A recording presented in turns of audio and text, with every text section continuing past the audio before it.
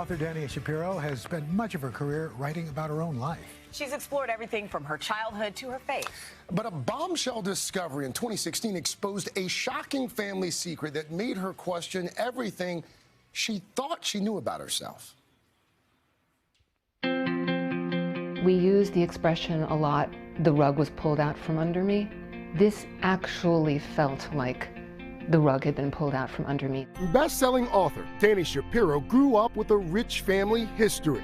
My father came from a family that was very conscious of its lineage in the Orthodox Jewish world.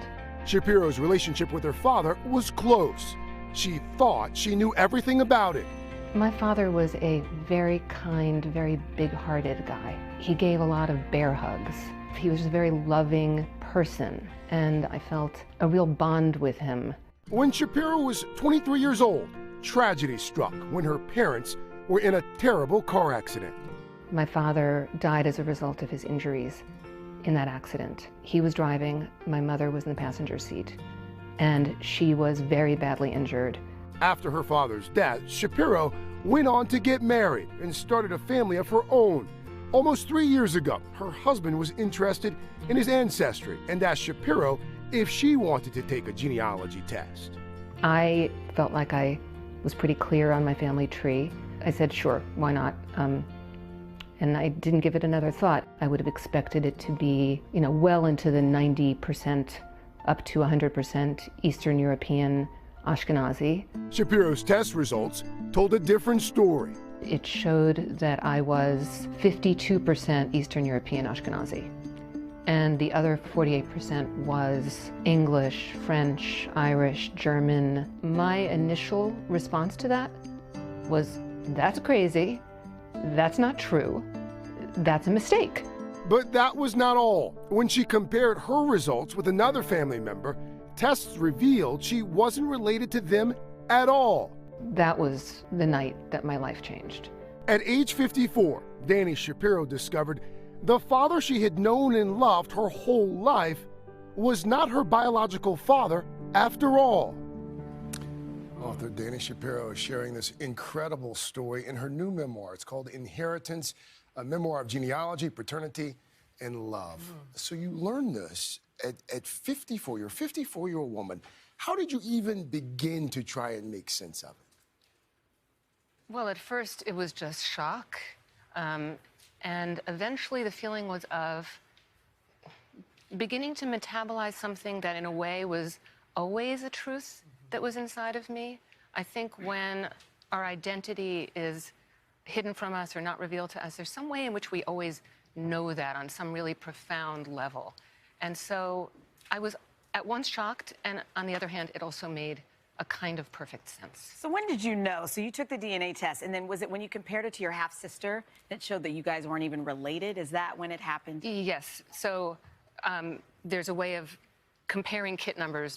It took a nanosecond, a fraction of a second, I write in the book, and it showed that we weren't related. And I knew what that meant. She's much older than I am, and the product of my father's first marriage. And so I knew that that meant that he was likely more fertile at the time, a younger man. And also she looked just like him. She sounded like him. She walked and talked like him.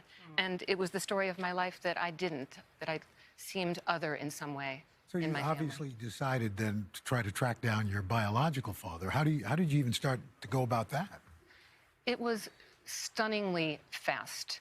I recalled a conversation that I had had with my mother many years earlier in which she let slip that I had been conceived by artificial insemination at an institute in Philadelphia. And those were the words she used, institute in Philadelphia. So then my husband and I are thinking, well, we look up the institute. That takes 10 seconds to find. And we thought, well, who would a donor have been in the early 1960s in Philadelphia? Probably a medical student. Wow. So we just had this kind of, I don't know how we knew that. I never even watched Masters of Sex. I just somehow knew that. And then there was a first cousin who appeared on my ancestry page who was a stranger to me and only had initials, but with those initials and some journalistic kind of chops and the obsession to know, it took 36 hours from the time that I understood that my father wasn't my biological father until I was looking at a YouTube video of the man who was. And this man he had his own family. He had his own children. He had been married for 50 years and had 3 children and 6 grandchildren. So you've met him, and how is it now? Yeah. The amazing thing I think that's happening just all over the place these days is there's kind of a new way of understanding relationships and family. He doesn't feel like my father to me. But it was I feel very, very lucky to have been able to meet him and to get to know him a little bit, because he does feel like the country I'm from. Wow. It's an amazing story. Dani, thank you. Thank you for coming by to share it with us. For more information on Dani's memoir, by the way, you can head to today.com/shop.